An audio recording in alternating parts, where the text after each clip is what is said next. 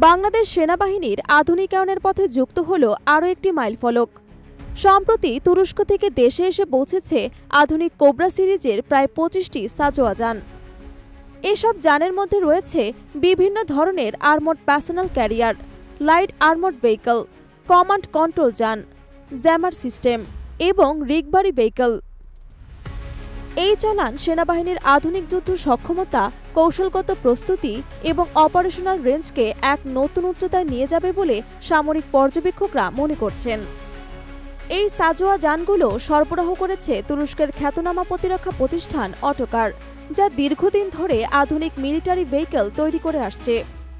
বাংলাদেশের জন্য পাঠানো এই চালানে অন্তর্ভুক্ত রয়েছে দুই ধরনের যান, কোবরা এপিসি এবং কোবরা 2 এলএভি।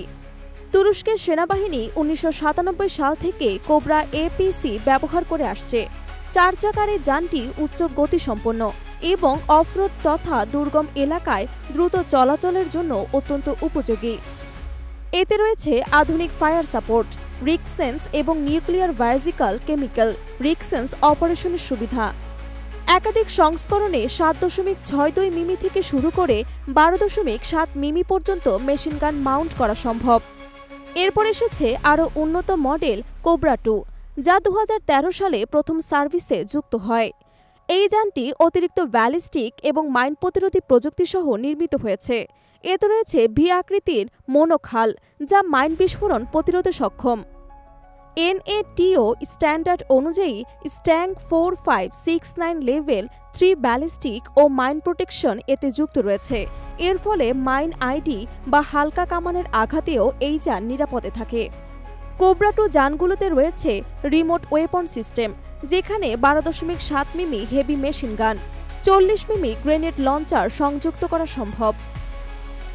এসব অস্ত্র অপারেটরকে ঝুঁকিমুক্ত রেখে দূর থেকে শত্রু লক্ষ্যবস্তুকে আঘাত হানার সুযোগ দেয়।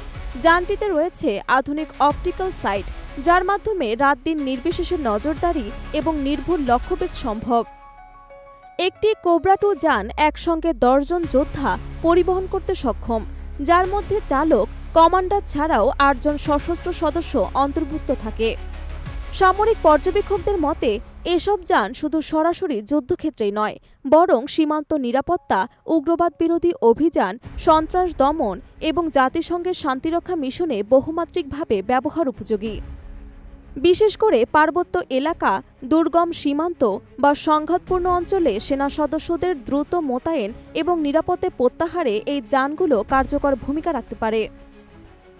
বাংলাদেশ সেনাবাহিনীর পক্ষ থেকে জানানো হয়েছে, এই যানগুলো ঢাকায় আসার পর প্রয়োজনীয় ট্রায়াল এবং টেস্টিং শেষে নির্দিষ্ট ডিভিশনে যুক্ত করা হবে। দেশের বিভিন্ন স্থানে প্রাসঙ্গিক অপারেশনের জন্য পর্যায়ক্রমে এই যানগুলো ব্যবহারে যুক্ত হবে। এই চালানটি শুধু প্রযুক্তিগত উন্নয়ন নয়, বরং বাংলাদেশের সঙ্গে তুরস্কের প্রতিরক্ষা সম্পর্ক আরও দৃঢ় হওয়ার বার্তা বহন করে। বিগত কয়েক বছর ধরেই দুই দেশের মধ্যে সামরিক প্রশিক্ষণ, প্রযুক্তি স্থানান্তর এবং যৌথ মহড়ার আয়োজন চলছে। বিশেষজ্ঞদের মতে ভবিষ্যতে বাংলাদেশ সেনাবাহিনীর জন্য আরও উন্নত সাজোয়া যান, সন্ত্রাস দমন যান এবং কমিউনিকেশন সাপোর্ট ভেহিকল সরবরাহের সম্ভাবনা রয়েছে। প্রতিরক্ষা বিশ্লেষকরা বলছেন, বর্তমান বৈশ্বিক এবং আঞ্চলিক নিরাপত্তা পরিস্থিতি বিবেচনায় বাংলাদেশের সেনাবাহিনীকে আরও প্রযুক্তি নির্ভর এবং দ্রুতগতিসম্পন্ন বাহিনীতে রূপান্তর করা জরুরি। সেই লক্ষ্যে এ ধরনের সাজোয়া যান সংগ্রহ কেবল বাহ্যিক প্রতিরক্ষা নয়, বরং অভ্যন্তরীণ নিরাপত্তার জন্য অত্যন্ত প্রয়োজনীয়। বিশেষ করে সন্ত্রাস বিরোধী অভিযান, জঙ্গি দমন এবং নিরাপত্তা হুমকি মোকাবিলায় এ যানগুলো সেনাবাহিনীকে দ্রুত প্রতিক্রিয়ার সক্ষমতা দেবে।